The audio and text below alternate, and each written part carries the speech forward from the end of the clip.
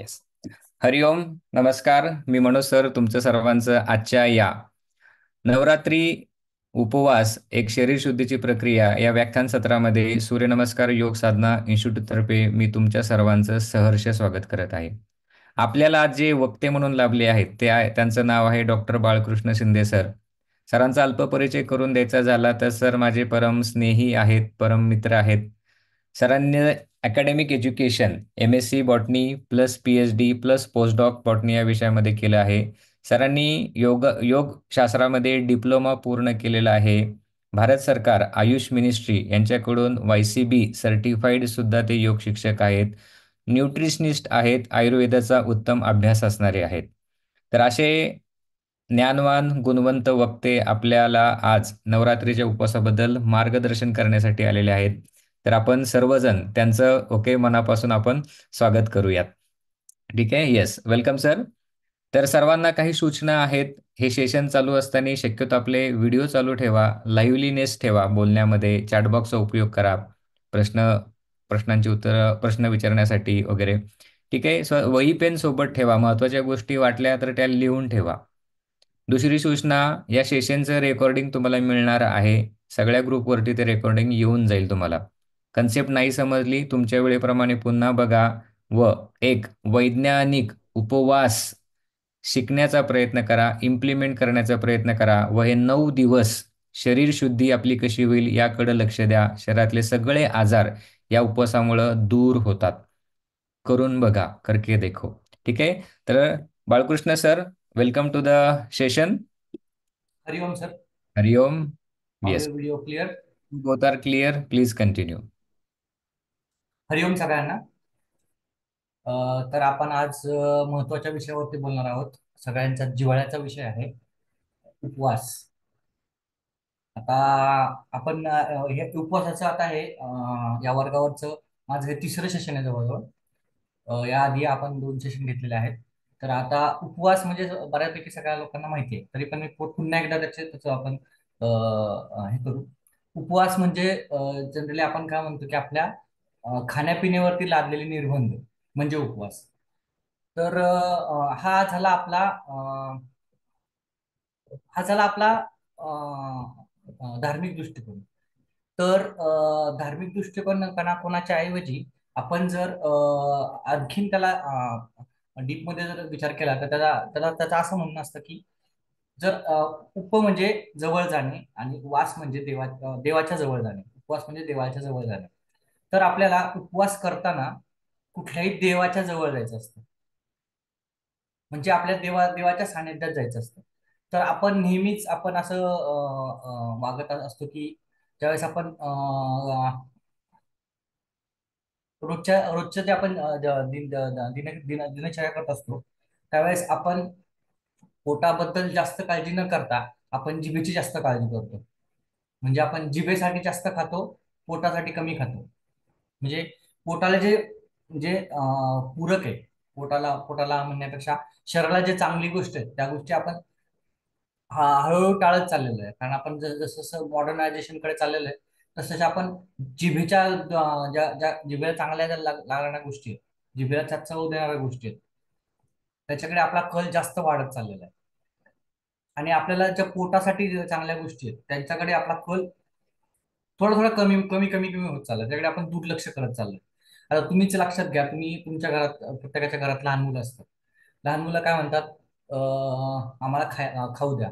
आता खाऊ पूर्वीच्या काळी दिला जाणारा खाऊ आणि आत्ताच्या काळी दिला जाणारा खाऊ यातला जर आपण फरक बघितला तर आता आपण काय खाऊ देतो, तर कुरकुरे, चिप्स या ज्या गोष्टी देतो त्या जिभेला चांगल्या लागतात, परंतु या गोष्टी पोटासाठी हानिकारक आहेत. कसं तर ह्या सगळ्या ज्या गोष्टी आहेत ह्या तळलेल्या बनवल्या जातात. तळलेल्या म्हणजे तेलात तळून बनवल्या जातात. त्याच्यावरती अग्नीचा जास्त संस्कार होतो. कुठल्याही गोष्टीचा अतिरेक झाला तर ती गोष्ट त्या गोष्टीचा लय होतो, ती गोष्ट ऱ्हास पावते. आता आपण किती जरी आता चिप्स बोलले किंवा ते कुरकुरे बोलले, तर हे जे बनवलेलं आहे हे जरी चांगल्या ह्याच्यापासून त्याचं रॉ मटेरियल जरी चांगलं असेल तरी त्याच्यावरती अग्नीचा एवढा संस्कार करतो आपण की त्याच्यातले सगळे जे घटक आहेत ते आपण अक्षरशः जाळून टाकतो आणि मग आपण ते राहिलेलं राहिलेलं खातो. तर हे न करता आपण जर त्याला कमीत कमी अग्नीचे संस्कार करून आणि जास्तीत जास्त आपल्याला पोषक घटक कसे मिळतील याचा विचार करून जर आपण अन्न सेवन केलं तर ते जास्त फायद्याचं आहे. आता हे झालं आत्ताच्या काळात आपण मुलांना देणार आहोत. तर आपण पूर्वीच्या काळी काय द्यायचे लोक, तर पूर्वीच्या काळी असं स्पेसिफिकली असं काही देत नव्हते. तर मुलंच काय करायची, घरातील शेंगदाणे घेऊन जायचे किंवा एकदम एकदम ग्रामीण भागात तर काय करायचे, तर शिळ्या भाकरीचे तुकडे, मोस्ट प्रॉब्ली बाजरीच्या भाकरीचे तुकडे, त्याला मिठाचं पाणी लावून ते सुकवून ते खायचे. आता याच्यातून काय व्हायचं, त्याच्यावरती कमी संस्कार झालेले असायचे आणि याच्यातून डायटरी फायबर जास्त जायचे मुलांच्या शरीरात. आणि मुलांच्या शरीरात डायटरी फायबर जाणं जास्त गरजेचं असतं. का?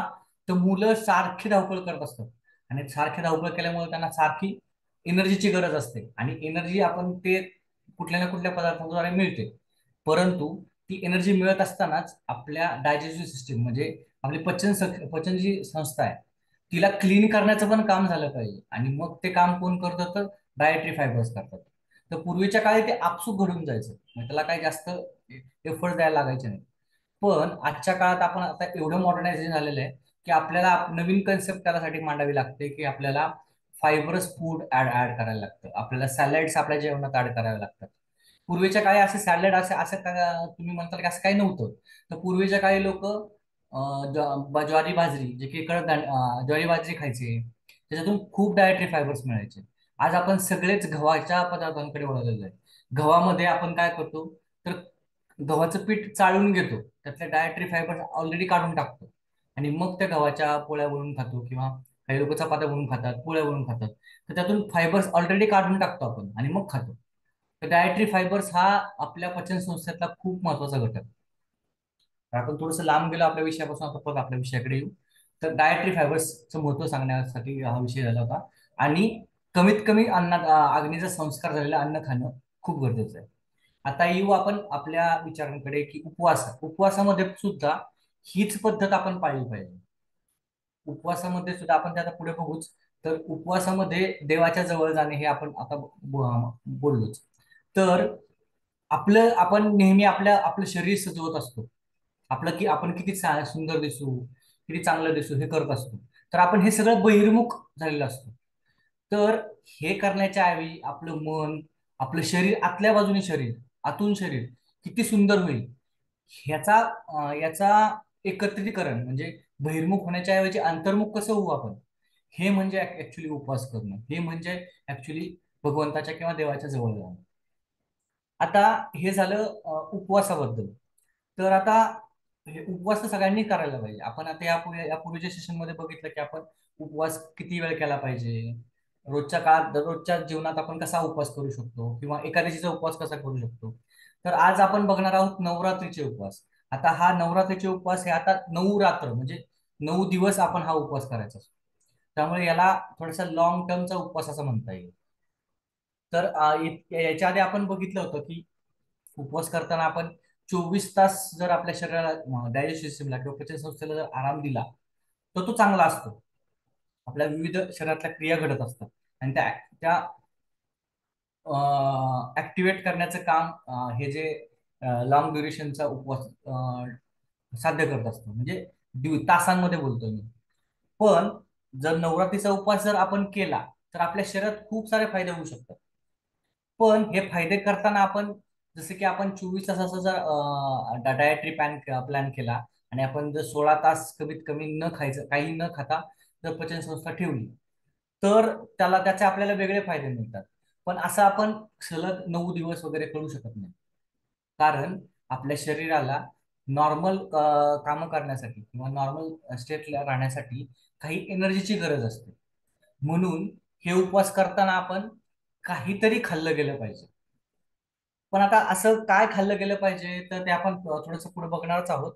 पण आता हे का करायचं, तर नवरात्रीतच का करायचं, तर आता हे आपल्या पूर्वजांनी खूप चांगल्या प्रकारे अभ्यास करून ठरवले की बघा आता तुम्हीच बघा, श्रावण जातो, पहिला जर आषाढ येतो, आषाढामध्ये पाऊस पडतो चांगला आपल्याकडे.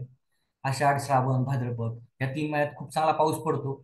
पण या काळात आपली पचनसंस्था ही खालवलेली असते. पचनसंस्था बिघडलेली असते ऍक्च्युली. पचनसंस्थेचा पाचक द्रव्य कमी असतं. आपला पाचन अग्नी कमी असतो. तर या काळात आपले तुम्ही तुम्ही जर लक्षात घेता तर या काळात आपली उपवासाची संख्या वाढलेली आहे. बघा, श्रावणात श्रावणी सोमवार पकडतात. काही लोक एक वेळेस जेवण करून श्रावणी पकडतात. आषाढ आषाढात आषाढी एकादशी असते, एकादशींचा उपवास करतात काही लोक. त्याच्यानंतर येतो गणपती चतुर्थी आली. नंतर काही लोक गणपती बसताना उपवास करतात, उठताना उपवास करतात. आता गणपती नंतर येतात पित्राच्या वेळेस आपण काही जास्त लक्ष देत नाही. पण नंतर येतात नवरात्री. नवरात्रीच्या काळातही आपली पचनसंस्था तेवढीच कमी असते. म्हणजे संस्था एकदम हाय पॉइंटला नसते, ऍक्टिव्हेट नसते. तर तिला ऍक्टिव्हेट करण्यासाठी तिच्यातून राहिलेले जे अशुद्ध घटक आहेत ते काढले गेले पाहिजे. आणि म्हणून पूर्वजांनी आपल्या प्लॅन केले की आपण नवरात्रीचे जर उपवास पकडले, म्हणजे नवरात्रीचा जर उपवास केला, तर आपल्या शरीरात जे मल साठलेले आहे, पचनसंस्थेमध्ये साठलेले मल आहे, ते काढून टाकता येतील आपल्याला आणि आपली पचनसंस्था जास्त प्रज्वलित करता येईल. आणि जास्त चांगल्या प्रकारे आपण ती राखली जाईल. आणि जर ती आपण चांगल्या प्रकारे राखली नाही, तर मग आपले बाकीचे बिघाड चालू होतात. शरीरात बऱ्याच प्रकारे मल शुद्धी किंवा मल साठलेला असतो पचनसंस्थेमध्ये. आपण जे खातो ते 100% पूर्णच्या पूर्ण बाहेर जात नाही किंवा पूर्णच्या पूर्ण पचवलं जात नाही.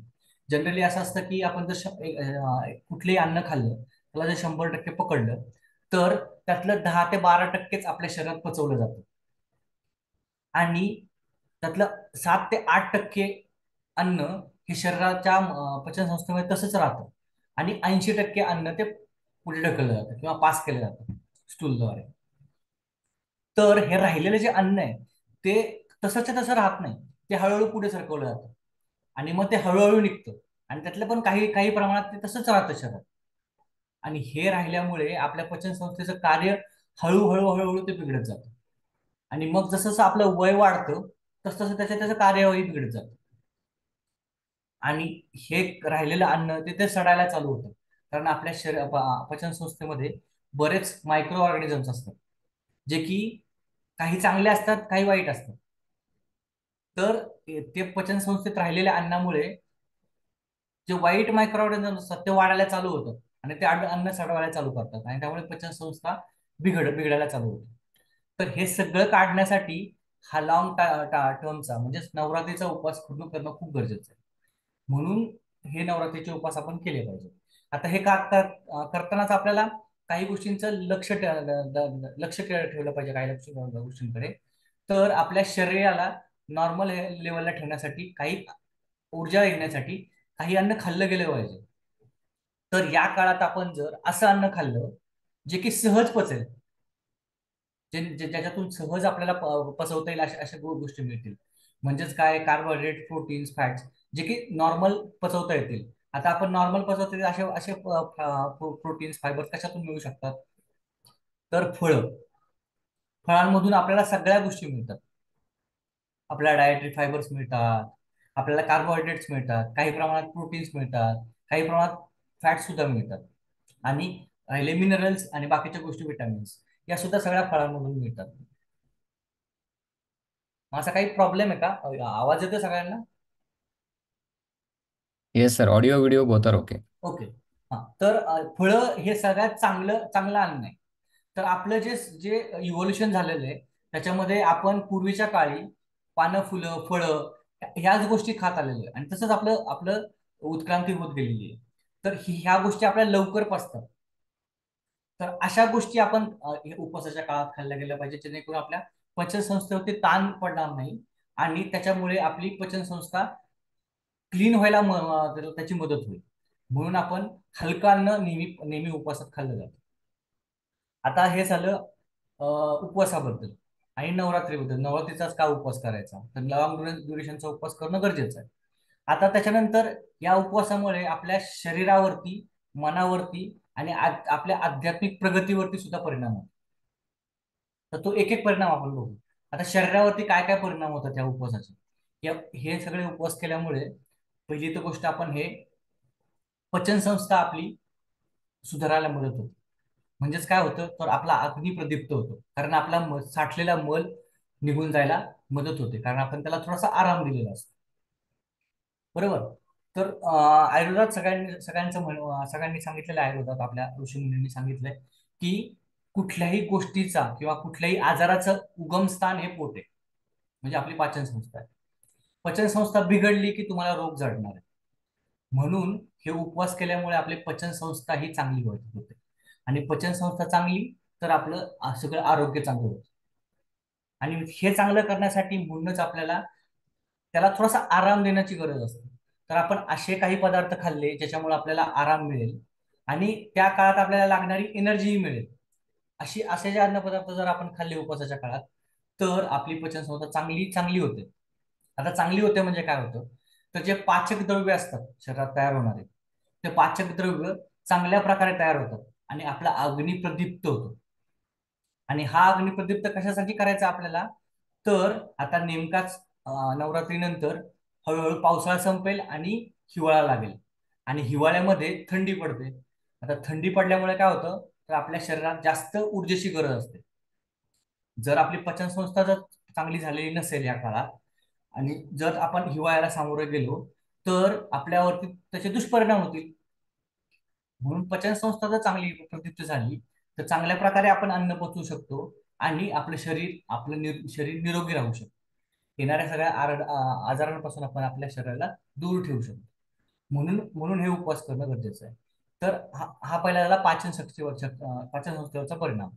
नंतर पुढचं काय होतं, आपण पाचन संस्थेवरती कमी ताण दिलेला असतो. त्याच्यामुळे आपल्या शरीरातील बाकीच्या अवयवांना ऊर्जेचा पुरवठा प्रमाणात होतो.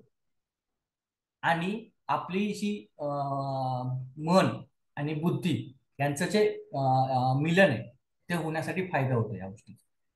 तर आपण नेहमी आपलं मन बाह्य विश्वामध्ये भरकटत असतो, की मी हे केल्याने मला ते होईल, मी ते केल्याने ते होईल, मला हे चांगलंच करायचंय. आपण प्रत्येक गोष्टीची अपेक्षा करायला लागतो आणि त्यामुळे आपलं मन भरकटत असतं.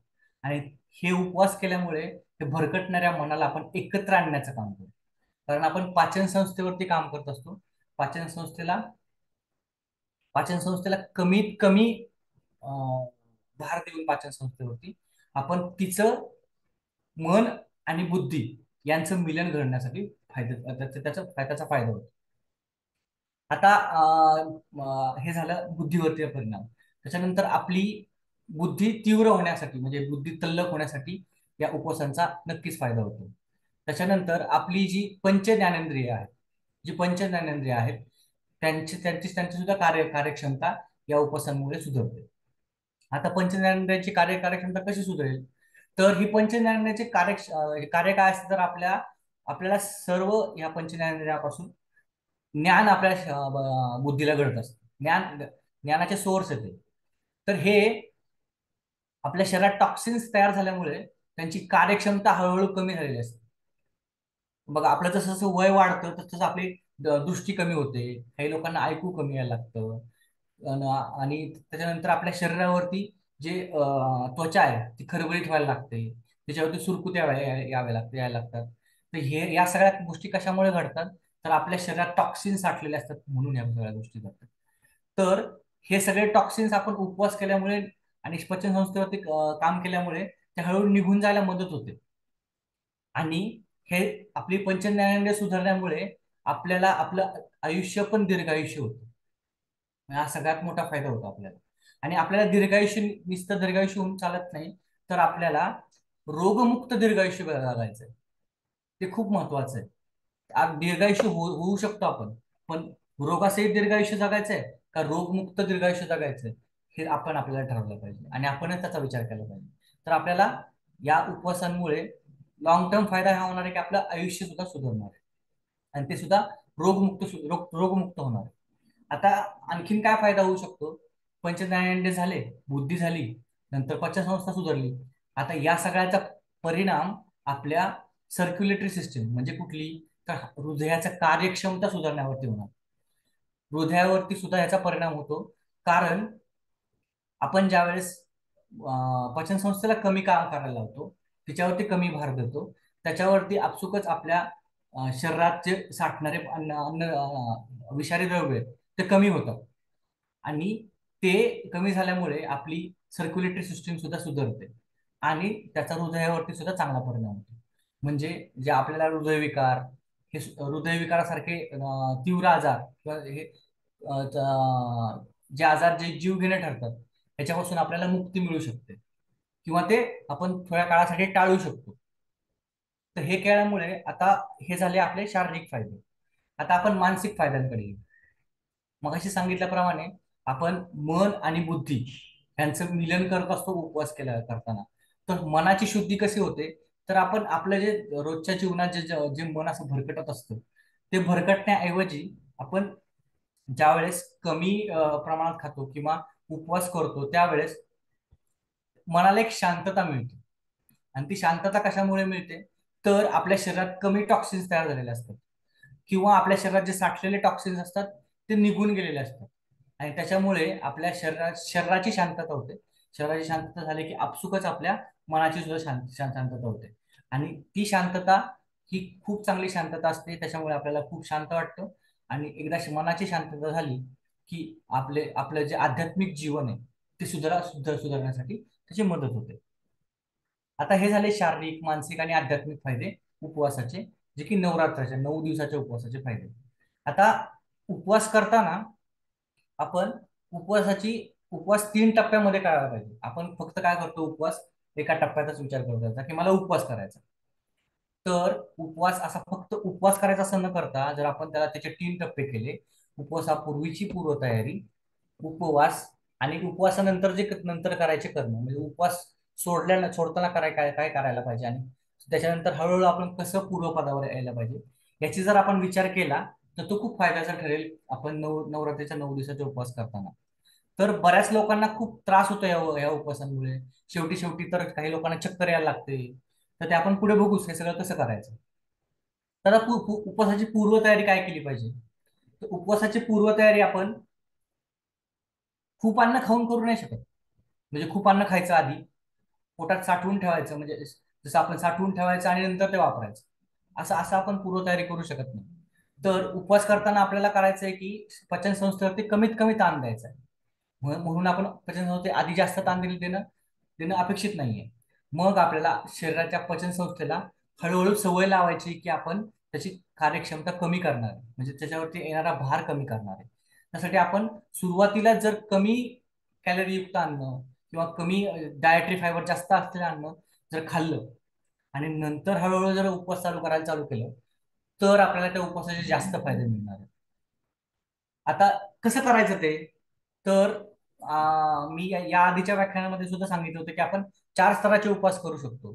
तर हे करण्याच्या आधी, मेन उपवास करण्याच्या आधी आपण जर आपल्या ज्या दोन जेवणाच्या वेळा आहेत त्या जर वाढवल्या, हा एक एक एक प्रकारे आपण पूर्वतयारी करू शकतो. दुसरं काय करू शकतो, तर आपण एकाच प्रकारचं धान्य खायचं त्या आधीच्या काळात, उपवासाच्या आधीच्या काळात, जेणेकरून की आपल्या पचन संस्थेवरती जास्त ताण येणार नाही. आता एकाच प्रकारचं धान्य खाल्ल्याने काय फायदा होतो? तर आपल्या शरीरात जे पाचक द्रव्य तयार होतात आणि त्याच्याबरोबर जे एन्झाईम्स तयार होतात, तर एकाच प्रकारचं धान्य खाल्ल्यामुळे आपल्या शरीरात काहीच एन्झाईम सिक्रेट व्हायला मदत होते आणि बाकीचे एन्झाईम सिक्रेट होण्याची गरज नसते. आता विचार करू आपण, फक्त जर आपण ज्वारी बाजरी सारखंच खाल्लं, जे की त्याच्यातून डायटरी फायबर्स भरपूर मिळतात, तर उपवासाच्या 2-3 दिवस आधी जर आपण फक्त ज्वारीची भाकरी जर खाल्ली, त्याच्यामुळे आपल्याला डायटरी फायबर्स मिळणार आहेत. आणि आणि त्याच्यापासून काय काय होणार आहे, तर आपल्याला हळूहळू आपल्या शरीराला सवय होणार आहे की आपली पचन संस्थेचं कार्य हळूहळू आपण कमी करायला लागणार, त्याच्यावरचा भार कमी करणार आहे. बाजरीच्या भाकरीतून आपल्याला डायटरी फायबर्स तर मिळणारच आहेत, परंतु आपल्या शरीराला लागणारी ऊर्जा पण मिळणार आहे. आणि ती हाय कॅलरिफिक व्हॅल्यू नसणार आहे, तर ती जेवढी लागणार आहे जेवढी आपल्या शरीराला आवश्यक आहे तेवढीच मिळणार आहे. तर हे अशी सुरुवातीला पूर्वतयारी केली तर आपल्या शरीर उपवासासाठी तयार होईल. आता हे झालं पूर्वतयारी. आता त्याच्यात उपवास काय करायचे? आता उपवासामध्ये 2 गोष्टींचा प्रामुख्याने अंतर्भाव होतो. तर खाणे, उपवासाच्या टाइम मध्ये खाणे आणि आपले वागणं सुद्धा सुधारलं पाहिजे. खाणं आणि वागण्याचा खूप जवळचा संबंध असतो. आता खाणं आपण पहिल्यांदा बघू आणि आपण वागण्याचा नंतर विषय घेऊ. आता खाणं काय खाल्लं पाहिजे, तर मगाशी सांगितल्याप्रमाणे आपण पचन संस्थेवरती कमी ताण येईल अशा गोष्टी खाल्ल्या पाहिजेत, ज्या की लवकरात लवकर पचतील अशा गोष्टी खाल्ल्या पाहिजेत. आता तुम्ही म्हणताल की मग आम्ही साबुदाण्याची खिचडी खाल्ली पाहिजे का? ती तर पचायला जड असते. पण या काळात तुम्हाला थोडीशी एनर्जीची पण गरज आहे. तर थोड्याशा प्रमाणात तुम्ही खाऊ शकता, पण ती भरपेट नाही खायची. ती प्रमाणात खायची. प्रमाणात म्हणजे किती? 50 ग्रॅम, मोजून 50 ग्रॅम. जेणेकरून ती आपल्याला ते पचायला थोडीशी जड असते. त्याच्यापासून आपल्याला हळूहळू एनर्जी मिळते. तर ती कमीत कमी खायची. त्याच्यानंतर बटाटा, जे की स्टार्चयुक्त पदार्थ आहे. रताळे, हे नंतर वरई, हे सगळे अन्नपदार्थ खाल्ले गेले पाहिजे. आता सर तुम्हाला ते 9च्या 9 दिवसाचे डायटरी प्लॅन तुम्हाला पाठवतील एक एक दिवस करून.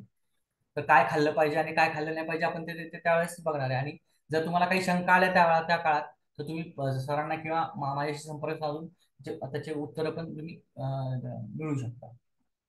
आता हे झालं खाण्याबद्दल, की आपण कमीत कमी आपल्या पचन संस्थेत ते ताण पडेल असं असं अन्न खाल्लं पाहिजे. आता या काळात आपण काय करतो बघा, नवरात्रीमध्ये आपण दिवसभर उपवास पकडतो, बरोबर. आपण फक्त खाण्यावरती फोकस करतो, पण त्याच्याबरोबर पाणी पिणे सुद्धा खूप महत्वाचं आहे. आता पाण्याचं काय महत्व आहे, तर आपलं शरीर हे पाण्यानेच बनलेलं असतं, बरोबर. आणि शरीरात पाण्याची खूप आवश्यकता असते. आणि आणि उपवासाच्या काळात आपण काय करतो, तर खाण्यावरती जास्त लक्ष केंद्रित करतो आणि पाणी आपण कमी पितो. आणि हे पाणी कमी पिल्यामुळे आपल्याला ऍसिडिटी, नंतर डोके दुखणे, अशा बऱ्याच गोष्टींचा त्रास होतो. आता डोके 2-3 कारणामुळे दुखू शकतं. एक तर तुमची व्यवस्थित झोप न झाल्यामुळे, किंवा व्यवस्थित झोप का होत नाही, तर कधी कधी आपण शरीराला अचानक उपवासाची सवय लावलेली असते. त्यामुळे शरीर ते तयार होत नाही उपवास करण्यासाठी. आणि रात्रीची मग आपली झोप शांत लागत नाही आपल्याला. त्या कारणाने पण तुमचं डोकं सुद्धा दुखू शकतं. दुसरी गोष्ट आहे, तर शरीरात आपण पचन संस्थेवरती कमी ताण दिलेला असतो. आणि त्याच्यात शरीरात साठलेले टॉक्सिन्स आपल्या रक्तात यायला चालू होतात आणि पचन संस्थेत यायला चालू होतात. त्याच्यामुळे काय होतं, ते शरीरावर पसरतात. त्यामुळे कधी कधी सुरुवातीला उपवास करताना नवरात्रीमध्ये काहींचं डोकं दुखतं. हे कधी कधी या टॉक्सिन्समुळे डोकं दुखतं, कमी पाणी पिल्यामुळे डोकं दुखतं, आणि कमी झोप झाल्यामुळे डोकं दुखतं. तर आपण ह्या सगळ्या गोष्टींचा विचार करून आपण आपलं अन्न ठरवलं पाहिजे. आता मी सांगतोय म्हणून आपण एवढंच खाल्लं पाहिजे तर नाही. प्रत्येकाची प्रकृती ही वेगवेगळी असते. प्रत्येकाची फिजिओलॉजी वेगवेगळी असते. तर आपल्याला कळतं की आपण किती खाल्लं पाहिजे आणि किती नाही खाल्लं पाहिजे. हे आपलं शरीर आपल्याला सांगत असतं, पण आपण त्याकडे दुर्लक्ष करत असतो. तर उपवासाच्या काळात असं दुर्लक्ष न करता आपल्या शरीराला जेवढं लागतं तेवढंच जर खाल्लं, तर आपल्याला खूप चांगला फायदा होईल. आता हे झालं आपलं खाण्याबद्दल. आणि पिण्याबद्दल, पाणी हे पिणं खूप गरजेचं आहे. आता पाणी किती पिलं पाहिजे? खूप जास्त पण पाणी नाही पिलं पाहिजे. पाणी किती पिलं पाहिजे, आता म्हणजे रोजच्या जीवनात जर आपण 2.5 ते 3 लिटर पाणी पित असतो, तर 3, 3.5, 4 लिटर पर्यंत आपण पाणी पिऊ शकतो या काळात. आणि पाणी पिलं गेलंच पाहिजे. ते पाणी खूप महत्वाचं आहे तुमच्या शरीरातले जे टॉक्सिन्स आहेत ते काढण्यासाठी. जे तुमच्या शरीरात साठलेले टॉक्सिन्स आहेत, पचन संस्थेत असतील, तुमच्या सर्क्युलेटरी सिस्टीम मध्ये असतील, किंवा तुमच्या तुमच्या पेशींमध्ये असतील, हे सगळे जे साठलेले विषारी द्रव्य आहेत, हे काढून टाकण्यासाठी सुद्धा हे महत्वाचं आहे. तर हे झालं खाण्याबद्दल आणि पाणी पिण्याबद्दल. नंतर आपण नवरात्रीच्या काळात काय करतो, तो उपवास करतो, जेवण करतो, पाणी पितो, बरोबर. आता त्याच्यानंतर आपण रात्रीचं सगळ्यांना माहिती असेल की आपण गरबा करतो. आता पूर्वीच्या लोकांनी गरबा हे का आणला असेल, तर आपल्या शरीरातून विषद्रव्य किंवा कुठलीही गोष्ट बाहेर टाकण्याचे 3 मार्ग आहेत. एक तर आपल्या स्टूलद्वारे, एक तर दुसरी गोष्ट आपल्या युरिनद्वारे, आणि तिसरी गोष्ट आपल्या घामाद्वारे, बरोबर. तर आपण ज्यावेळेस नवरात्रीच्या काळात आपण ज्यावेळेस गरबा खेळतो किंवा दांडिया खेळतो, तर हे खेळताना आपल्या शरीरातून भरपूर असा घाम होतो. आणि हा घाम निघणं सुद्धा महत्वाचं असतं. या घामातून तुमचे सगळे टॉक्सिन्स बाहेर निघून जातात. आणि तुमचे हे घाम येतो त्यावेळेस स्किनवरचे जे पोअर्स असतात, जे छिद्र असतात, जे घ्राणेंद्रिय असतात, ती खुली होतात आणि त्याच्यातून सगळे तुमचे टॉक्सिन्स निघून जातात. आणि हे तुमचे सगळे टॉक्सिन्स निघून गेल्यामुळे तुमचे त्वचेचा पोत सुधारतो. जो त्वचा चांगली होते. जेवढा आपल्या शरीरातून घाम निघेल तेवढी आपली त्वचा सुंदर होते. तिचा तुकतुकीतपणा वाढतो. तिला एक वेगळी चकाकी येते. आता हे आपण कशामुळे येतं, तर घाम जास्त आल्यामुळे येतं. तर हे गरबा खेळल्यामुळे सुद्धा आपल्या शरीरातून जे टॉक्सिन्स तयार झालेले, जे तयार होतात, जे साठलेले आहेत, आपण जे उपवास केल्यामुळे जे बाहेर आलेले आहेत, ते बाहेर टाकण्याची प्रक्रिया घडते. आणि म्हणून हे सुद्धा महत्वाचं आहे. त्याच्यानंतर आपल्या पूर्वजांनी सांगितलं की की एकतर आपण रात्री गरबा खेळतोच, पण या काळात आपण दुसऱ्याचं वाईट चिंतने किंवा दुसऱ्याचं काही काही वाईट विचार करणे, त्याच्यानंतर आपण ब्रह्मचर्य पालन करणे, या सगळ्या गोष्टी जर आपण पालन केलं तर त्याचा आपल्या शारीरिक, मानसिक आणि आध्यात्मिक जीवनावरती परिणाम होतो. आणि ते सुधारण्यास आपल्याला आपल्याला मदत होते. तर हे सगळं झालं वागण्याच्या गोष्टी.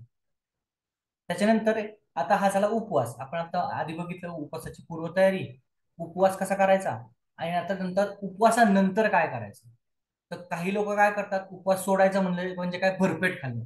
आता मी 9 दिवस काहीच खाल्लं नाही, आता मी भरपूर खाणार, असं करायचं नाही. भरपूर खायची गरज नाही. तर उपवास सोडताना नेहमी हळूहळू आपल्या पचन संस्थेतील ती ताण द्यायचा आहे. म्हणजे त्याला नॉर्मल स्टेटला आणायचं आहे. तर भरपूर न खाता काही लोक काय करतात, 9 दिवस उपवास करतात आणि डायरेक्ट 10व्या दिवशी पोळ्या करतात आणि पोळ्या खातात. पोळ्या कशाच्या बनवतो आपण, पुरणपोळ्या, डाळीच्या आणि गव्हाच्या. दोन्ही पचायला जड, त्याच्यामुळे खूप त्रास होतो. हेही नाही कळायचं. काही ठिकाणी प्रथा आहे की 9 दिवस उपवास केल्यानंतर 10व्या दिवशी तिकडे मटण करतात आणि ते मटण खातात, म्हणजे मांसाहार करतात. ते हेही नाही केलं पाहिजे, कारण हे पण पचण्यासाठी जड असतं. तर हे सगळं टाळलं पाहिजे. आता मग तुम्ही म्हणता की करायचं काय, तर उपवास सोडताना नेहमी हलक्या गोष्टी खाव्या, जसं की भात. पण भात सुद्धा आपण जर नॉर्मल भात केला तर तो जड असतो.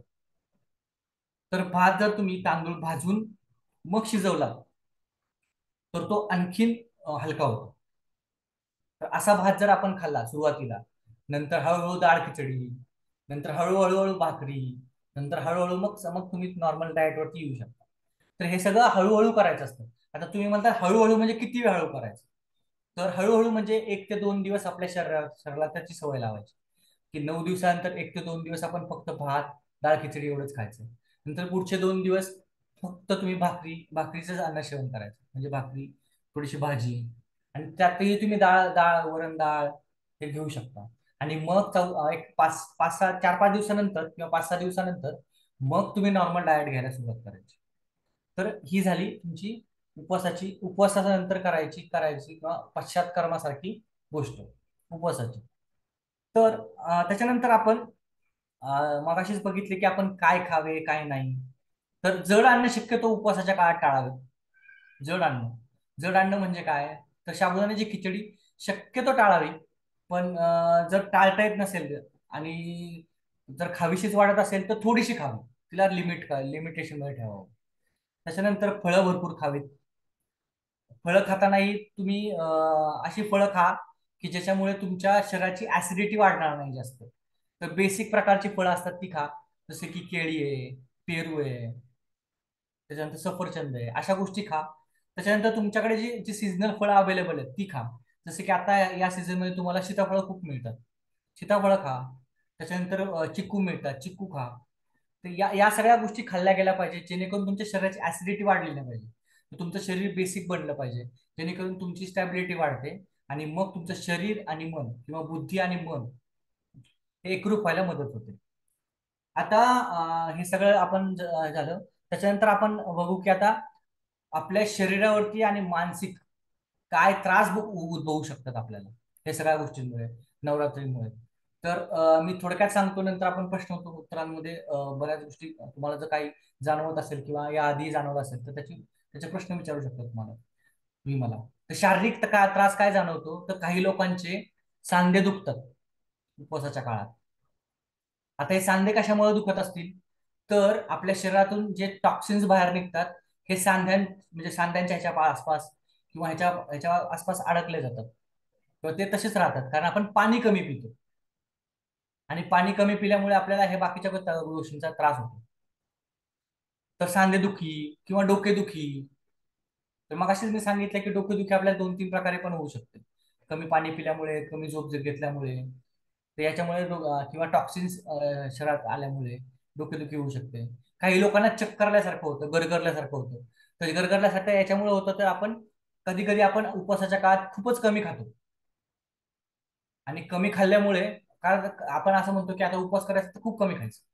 असंही इतकंही कमी नाही खायचं की आपल्याला चक्कर येईल. चक्कर येते याचा अर्थ काय, आपल्या शरीराला जेवढी ऊर्जेची गरज आहे तेवढी आपण पुरवठा करत नाही.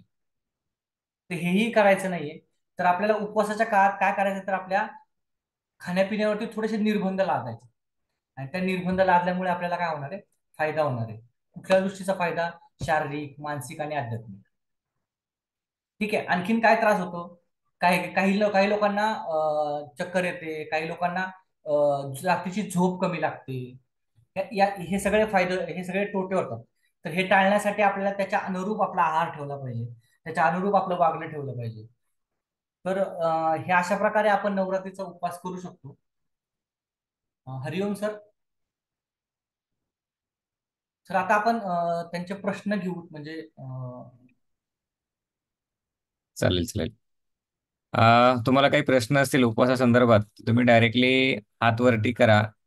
ओके, किंवा चॅटबॉक्समध्ये टाईप करून तुम्ही पाठवू शकता.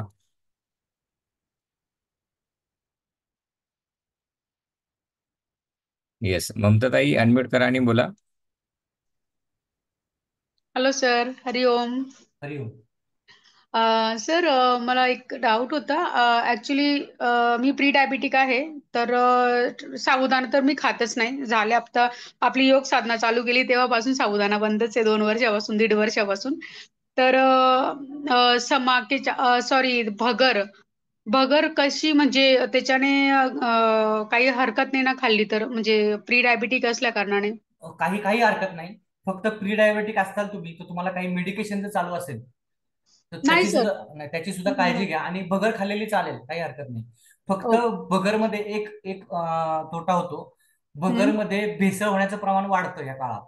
कारण ह्या काळात भगरची मागणी वाढते आणि ओके. भगरमध्ये भेसळ होण्याचं प्रमाण वाढतं. तर त्याची जरूर काळजी घ्या की तुमची भगर भेसळयुक्त नाहीये, याची काळजी घ्या. बाकी काही हरकत नाही खायला. Yes sir, yes sir, yes sir. आणि आणखी काय खाऊ शकतो की जेणेकरून आपली शुगर, म्हणजे ते पण आपल्याला कंट्रोल ठेवता येईल त्या हिशोबाने? शुगर कंट्रोल, आता शुगर कंट्रोल ठेवायचं असेल तर तुम्ही आता उपवास करताना ते आपोआप शुगर कंट्रोल होतं.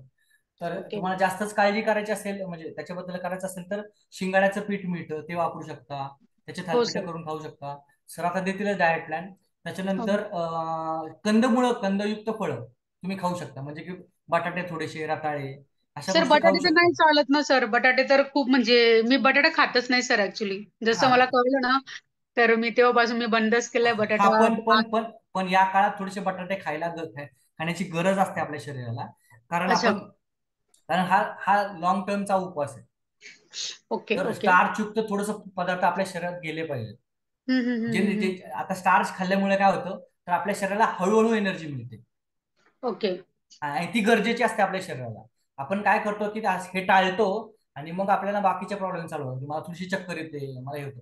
तर ते अशा काळात कशामुळे येतं, तर ही कारणं असतात की आपण ते प्रयत्नपूर्वक टाळलेली असते ती गोष्ट. पण ती ओके. शरीराला थोडीशी गरजेची असते. ओके. ओके. हा, आता हा. स्टार्च युक्त पदार्थ का खाल्ले पाहिजे? थोडेसे खाल्ले पाहिजे, म्हणजे त्याचंही प्रमाण वाढवलं नाही पाहिजे, थोडेसेच खाल्ले पाहिजेत. पण स्टार्च खाल्ल्यामुळे आपल्याला एक्सटेंडेड एनर्जी मिळते. आता स्टार्च काय आहे, तर जे नॉर्मल कार्बोहायड्रेट असतात, म्हणजे जे की ग्लुकोज असतं आणि फ्रुक्टोज असतं, किंवा असे जे छोटे छोटे कार्बोहायड्रेट्स आहेत, त्याचं कॉम्प्लेक्स बनवलेलं असतं, म्हणजे स्टार्च बनतं. तर ते ओके. कॉम्प्लेक्स हळूहळू डिग्रेड होतं, म्हणजे हळूहळू त्याचं विघटन होतं हळूहळू. आणि मग हळूहळू हम्म. आपल्या शरीराला एनर्जी पुरवली जाते. अच्छा. आणि जेणेकरून आपल्याला प्रोलॉंग उपवास करू शकतो आपण, म्हणजे आपल्या दोन जेवणामध्ये अंतर थोडंसं वाढवू शकतो. ओके. तर हे ओके. पदार्थ खायला हरकत नाही, काही काही काही प्रमाणात. ओके. Thank you sir. काय थँक्यू, थँक्यू. Okay sir. रुपालीताई अनम्यूट करा आणि बोला. Hello sir. हा हरिओम सर. हरिओम ताई. हरिओम सर. माझं बाळ 1.5 वर्षाचं आहे. हम्म, रात्री झोपताना फिडिंग चालू असतं बाळाला. हम्म, पण तरी मला उपवास धरायचा आहे. तर मग खाण्यात अजून काही ऍड करायचं किंवा काही कमी करायचं का? नाही, तुम्ही जर बाळाला म्हणजे बाळाला हे करत असाल तर हो, मी रात्री मी टी ड्रिंक पर्सनली करते. तुम्हाला सांगेल की तुम्ही उपवास करू नका. कारण तुमच्यावरती बाळ डिपेंड आहे. जर आपल्यावरती कुणी डिपेंडेंट असेल तर आपण त्याची पण काळजी केली पाहिजे. आणि जर जर तुम्हाला करायचाच असेल तर एकदमच दोन जेवणामध्ये काय दोन जेवणामध्ये अंतर नका वाढवू. आणि भरपूर म्हणजे तुम्हाला भरपूर थोडंसं जास्त खाल्लं पाहिजे. नॉर्मल व्यक्तींपेक्षा थोडंसं जास्त खाल्लं पाहिजे. आणि त्या काळात तुम्ही मग स्टार्चयुक्त पदार्थ किंवा असे पदार्थ जास्त खा जेणेकरून तुम्हाला एनर्जी प्रोलॉंग एनर्जी मिळेल आणि तुमच्या बाळालाही त्याचा फायदा होईल. पण तुम्ही असं करू नका की एकदमच कमी खायचंय. उपवास करायचं म्हणजे एकदमच कमी खायचंय. त्याच्यामुळे काय होईल तुम्हाला तुमच्या शरीरावरती परिणाम होईल आणि त्याचा तुमच्या बाळावरती परिणाम होईल. मग तुमच्या दोघांची चिडचिड वाढेल. तर असं काही करू नका. हो तर सर. थोडंसं थोडंसं उपवास करायचेच असतील तर थोडंसं जास्त खा म्हणजे नॉर्मल पेक्षा. चालेल सर. म्हणजे थँक्यू नॉर्मल सर. पेक्षा जास्त खा म्हणजे कसं किती. जर नॉर्मल माणसं जर 100 ग्रॅम उपवासाचे पदार्थ खात खात असतील असतील. तर तुम्ही 150 ग्रॅम उपवासाचे पदार्थ खा. थोडेसे जास्त खा. म्हणजे काय की तुम्ही ऍक्च्युली 1.5 माणसांचा उपवास करा. हो. हो, चालेल सर. त्यावरती बाळ डिपेंड आहे म्हणून. हो sir, thank you.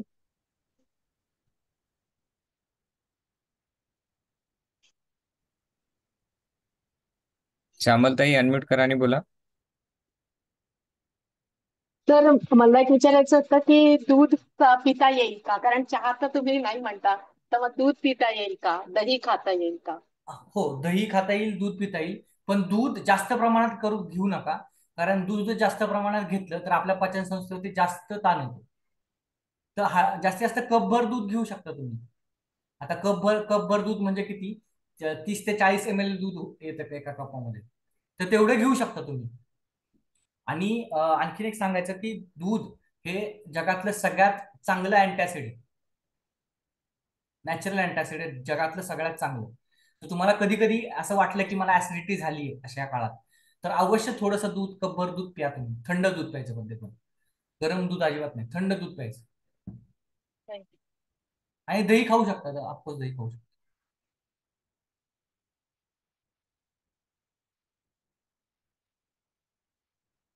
Yes. Thank you sir. अजून कोणाला काही प्रश्न आहेत? ओके. शिंदेताई अनम्यूट करा आणि बोला. प्रश्न आहे? येस, पुढे या. अनम्यूट करा आणि बोला. हं. हरिओम सर. हरिओम. माझ्याकडे बऱ्यापैकी म्हणजे रेंजचा प्रॉब्लेम असतो, त्यामुळे माझा व्हिडिओ बंदच असतो. सर, मला एक प्रश्न विचारायचा आहे की जेव्हापासून आम्ही योगा जॉईन केला, सकाळी उठल्यानंतर एक ग्लास आम्ही कोमट म्हणजे थोडस जरासं गरम पाणी पितो. तर बरोबर. आता आपण या कालावधीत जे पाणी सांगितलेलं आहे प्यायला, तर नॉर्मल घ्यायचं की कोमट, हा जे सकाळी घेतो ते? सकाळी घेतात ते कोमट पाणी घ्यायलाच पाहिजे. त्याने तुमच्या शरीरातल्या नाही नाही नाही, ज्या उपवास काळामध्ये दिवसभर आपण जे पाणी घेणार. दिवसभर तुम्ही नॉर्मल पाणी घ्या, हरकत नाही. आणि जर अच्छा. तुम्हाला सवय असेल कोमट पाणी घ्यायची तर कोमट पाणी बर घेऊ बर बर. शकता. चालेल घेऊ चालेल. शकता. पण बऱ्याच लोकांना काय होतं प्रॉब्लेम, कोमट पाणी घेतल्याने उमटळतं म्हणजे उमचळतं. हा हा, हा बऱ्यापैकी माझा पण आहे तो प्रॉब्लेम, हा म्हणूनच. तसं असेल तर मग कोमट पाणी नका घेऊ, तुम्ही नॉर्मल पाणी घ्या. आणि ओके. सकाळी मात्र कोमट पाणी हा, घेणं ते फायद्याचं घेते. ठरतं. Okay sir. Thank you thank you sir. Yes, श्रद्धाताई अनम्यूट करा आणि बोला.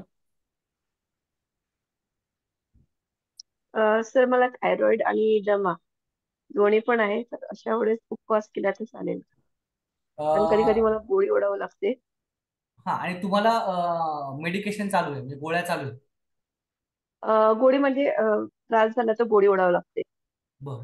तर तुम्ही उपवास करण्याच्या अगोदर तुमच्या डॉक्टरांचा सल्ला घ्या नक्कीच. कारण डॉक्टरांच्या सल्ल्याशिवाय तुम्ही उपवास मी मी मी तरी तुम्हाला रेकमेंड नाही करणार. तुमच्या डॉक्टरांचा सल्ला घ्या. तुमचे फॅमिली डॉक्टर असतील किंवा कोणी असेल तर त्यांचा सल्ला घ्या आणि मग उपवास करा. असाही तुमच्या मनाप्रमाणे उपवास करू नका. कारण जर उपवासामध्ये जर तुम्हाला त्रास झाला तर तो जास्त प्रमाणात होऊ शकतो. कारण तुमची बॉडी म्हणजे तुमच्या शरीराला तुम्ही जास्त म्हणजे पचनसंस्थेला जास्त कार्य न देता कमी एनर्जी दिल्यामुळे बॉडीत तुमच्या विकनेस येऊ शकतो. त्यामुळे तुम्ही डॉक्टरांचा सल्ला घेऊनच उपवास करा. Okay sir, thank you. Yes, Pravinji unmute करा आणि प्रश्न विचारा. का ड्रायफ्रुट्स? Hello, yes. आवाज येतोय? हो. येस. हो, ड्रायफ्रुट्स आणि राजगिराचे लाडू. आणि कारण की मोस्ट ऑफ द आपल्याला वेट लॉस होण्यासाठी प्रोटीनची गरज असते. ठीक आहे. तर माइट बी मी रोज एक प्रोटीन शेक घेतो, पण आय नो की म्हणजे प्रोटीन शेक नाही असतं, उपवासाला नाही चालत. पण जर हम्म. आपल्याला शरीराला समजा ज्याप्रमाणे आपलं वेट असं, सपोज मला 70 kg वेट आहे, तर 70 ग्राम मला प्रोटीन हवं आहे, तर आपला 9 दिवस प्रोटीन कुठून भेटणार?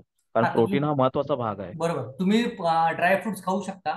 बदाम तुम्ही खाऊ शकता, पण बदाम कच्चे बदाम खायचे नाही. तर बदाम भिजवायचे पाण्यात, रात्रभर भिजवायचे, सकाळी त्याची साल काढायची, आणि ते बदाम तुम्ही खाऊ शकता, किंवा त्या बदामाचं दूध बनवून खाऊ शकता. किंवा तुम्ही मग नारळाचं दूध पण तयार करता येतं, नारळाचं दूधही घेऊ शकता. त्यातून तुम्हाला प्रोटीनचं सप्लिमेंट मिळून जाईल.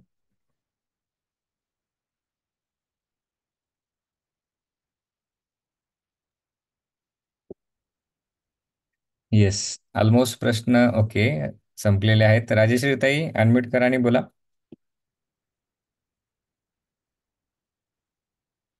नमस्कार सर. नमस्कार. आवाज येतोय माझा? हो. हा. म्हटलं सर, मला उपवास करायला मुळीच आवडत नाही, पण मग सगळे करतात म्हणून मग मी पण उपवास करते 1 किंवा 2 दिवसाचा. पण मग आता तुम्ही सांगितलं की शरीर शुद्धीकरणासाठी आवश्यक आहे उपवास करणं. तर मग पण मग मनापासून सर माझी इच्छाच नसते उपवास करायची. हा, आता पण मग तुमची उपवास करण्याची इच्छा नसते, तरी सुद्धा तुम्ही उपवास करून बघा. आणि केल्यानंतर 9 दिवसानंतर उपवास म्हणजे सायंटिफिक दृष्ट्या उपवास करून बघा, आणि ते उपवास केल्यानंतर किती फायदे होतात ते ते ते तुम्हीच आम्हाला कळवा. मग बघा तुम्हाला किती फायदे होतात ते. आणि खरंच तुम्हाला शारीरिक, मानसिक आणि आध्यात्मिक नक्कीच फायदा होईल. ठीक आहे. तर तुम्ही करून बघा. फक्त ते हो, म्हणजे जे चालेल. सांगितलेले मुद्दे आहेत तेवढे लक्षात ठेवून उपवास करा. म्हणजे उपवास करताना एकदमच कमी खाणे किंवा जास्त खाणे हे टाळा. अशक्तपणा फार येतो सर मला, म्हणूनच हा, मी अशक्तपणा ते येतो कारण कारण तुम्ही तुमच्या शरीराला जेवढी गरज असते त्याच्यापेक्षा कमी खाता, म्हणजे कमी एनर्जी देता शरीराला, प्रोव्हाइड करता. त्याच्यामुळे तुम्ही थोडस जास्त खा. तुम्ही आता जे उपवास करताना जेवढं खात असताल त्याच्यापेक्षा थोडंसं जास्त खाऊन बघा. तेच पदार्थ थोडेसे जास्त खाऊन बघा, आणि मग उपवास करा. बघा, तुम्हाला नक्कीच ठीक आहे. फायदा होईल. हो हो, ठीक आहे सर. धन्यवाद. आणि पाणी पाणी मात्र भरपूर प्या. पाणी पण बरेच लोक कमी पितात हो उपवासाच्या हो, काळात. पाणी भरपूर चालेल प्या, आणि थोडंसं जास्त खा, तुम्हाला फायदा होईल. चालेल, नक्की करून बघते सर.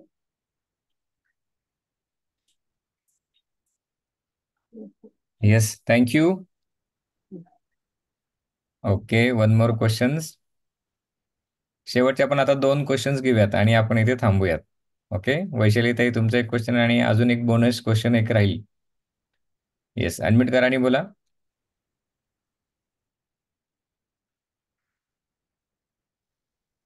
बोला. हॅलो. सर, मला तुम्हाला एक प्रश्न विचारायचा आहे. वरईची भाकरी वगैरे चालू शकेल ना? हो, चालेल ना, चालेल. हा, फक्त काय वरईची होईल, भाकरी वरईची, आणि हा, वरईची भाकरी करताना काय करतो आपण, ती कोरडी होते.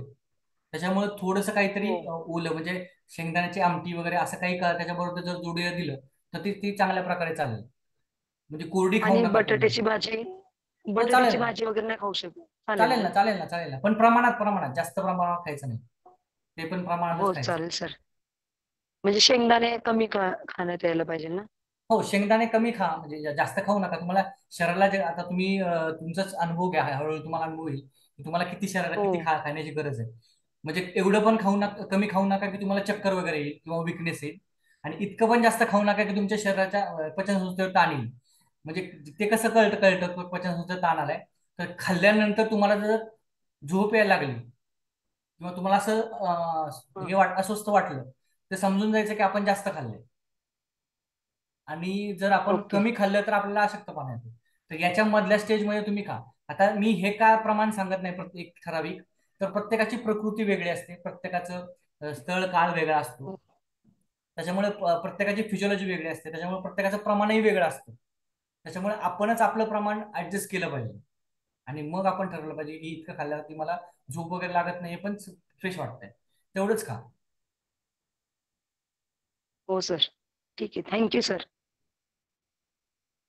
येस, शेवटचा प्रश्न शशिकला ताई अनम्यूट करा आणि बोला.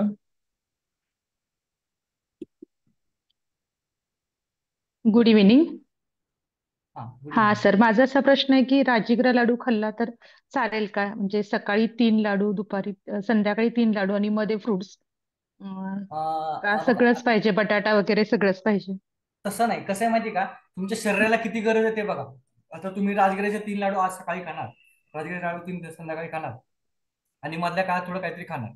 त्याने तुमच्या शरीराची एनर्जी भागेल का? म्हणजे तुमच्या शरीराचे जे नॉर्मल कार्य आहे ते होण्यासाठी बरं ते बरं बरं. सफिशियंट आहे का हे चेक करा. जर तुम्हाला ते 3 लाडू खाऊन मध्ये परत भूक लागत असेल, म्हणजे तुमच्या शरीराला ते ते ते कमी पडतंय. सफिशियंट नाहीये, बरोबर. सफिशियंट नाहीये ते, किंवा तुम्हाला अशक्तपणा जाणवेल. आता तो कधी कधी अशक्तपणा कधी कधी काही लोकांना लेट जाणवतो, म्हणजे दुसऱ्या दिवशी हा. तिसऱ्या दिवशी असं जाणवतो. तर आपल्याला अशक्तपणा जाणवण्याच्या आधीच कळून जाते की आपल्याला आपण थोडंसं वीक होत चाललंय. तर ते ते असं वाटलं की लगेच तुमचं खाण्याचं प्रमाण थोडंसं वाढवा. आणि मग संध्याकाळी जर आपण वरईचे तांदूळ आणि त्यात एक बटाटा घालून खाल्लं तर हो, चालेल ना, चालेल? चालेल, त्याच्या चालेल, चालेल. त्याच्याबरोबर 2 वेळा तापवलेलं दूध असेल, थोडंसं घेतलं तर? हो, थोडं घ्या, पण दूध जास्त घेऊ नका. दूध का जास्त घ्यायला सांगत नाहीये मी. तर दूध जास्त खाल्ल्यामुळे आपल्या पचन संस्थेवरती जास्त ताण पडतो. आता हा हा. त्याच्याऐवजी जर दही खाल्लं तर पचन संस्थेवरती तेवढा ताण पडत नाही ठीक आहे. पचवायला. कारण दही करताना त्या दह्यात असणाऱ्या बॅक्टेरियांनी ऑलरेडी ते दही थोडंसं पचवलेलं असतं. म्हणजे ते कॉम्प्लेक्स मॉलिक्युल्स थोडे सिम्पल मॉलिक्युल कन्वर्ट केलेले असतात. त्यामुळे दही पचायला जड असतं दुधापेक्षा. सॉरी, दही पचायला हलका असतं दुधापेक्षा. दूध जड असतं पचायला. Okay, thank you sir, thank you. Okay. छान छान प्रश्न येत आहेत. अजून एक प्रश्न आलाय. रावसाहेबजी अनम्यूट करा आणि बोला. हॅलो, नमस्ते सर. नमस्कार. मी करतो, माझा हा सेकंड, म्हणजे पहिल्या वर्षी केला होता, दुसऱ्या वर्षी पण करतोय मी आता. ताक पिलं तर चालेल ना दुपारी एक? हो हो, एक नक्कीच नक्कीच. ताक पिलेलं कधीही चांगलं. ओके, एक वेळ ताक पिलं चालेल दुपारी, हो हो हो. बाकी तर सकाळी संध्याकाळी पिलं.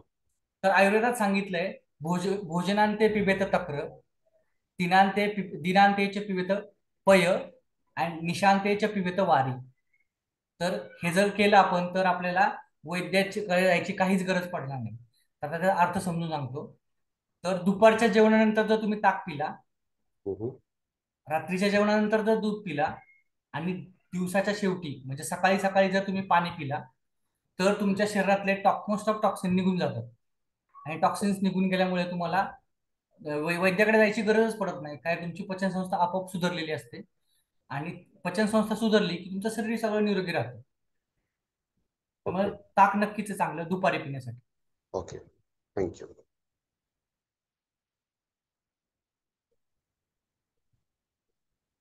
येस, ऑलमोस्ट सर्व प्रश्न झालेले आहेत आणि चॅटबॉक्समध्ये ओके प्रश्न नाही आहेत. तर आता आपण शेवटच्या सेशनकडे जाऊयात, आभार प्रदर्शन. So Balkrishna sir, thank you. तुम्ही म्हणजे खूप कमी वेळामध्ये सेशन देण्यासाठी तयार झालात आणि वेळात वेळात वेळ काढून एवढा पाऊस चालू असताना सुद्धा बारामतीला तुम्ही आमच्यासाठी वेळ काढलात, त्याबद्दल संपूर्ण सूर्यनमस्कार साधना वर्ग परिवारातर्फे आम्ही तुमचं सर्वजण मनापासून आभार व्यक्त करतो. ठीक. तर सरांनी आज मस्त छान उपवास म्हणजे काय, उपवासाचे महत्व, उपवासाचे प्रकार, उपवासामध्ये काय खावं, काय खाऊ नये, कसं वागावं, ओके, याबद्दल खूप छान पद्धतीची माहिती दिली. ओके, त्याबद्दल आमच्या भरपूर साधकांची कन्सेप्ट क्लिअर झाल्या. तर त्याबद्दल आम्ही सर्वजण तुमचे नेहमी उपकृत राहू सर. ओके, तुमचे त्याबद्दल सूर्यनमस्कार योग साधना इन्स्टिट्यूटतर्फे पुन्हा एकदा अभिनंदन, आभार व्यक्त करतो आम्ही. ओके, आणि आजचं सेशन इथं संपलं आहे असं मी इथे जाहीर करतो. हरिओम. धन्यवाद. एक एक सूचना आहे. ज्यांचे फॅट लॉस साधना वर्गामध्ये ज्यांनी प्रवेश घेतलाय, सगळे वर्ग वेळेवर सुरू होतात. वर्ग सुरू होण्यापूर्वी 15 ते 20 मिनिट अगोदर एक ग्लास कोमट पाणी प्या. ओके, आणि वर्ग वेळेवर जॉईन करत चला. आपण इथे थांबूयात. हरिओम. या सत्राची सर्वांना रेकॉर्डिंग मिळून जाईल.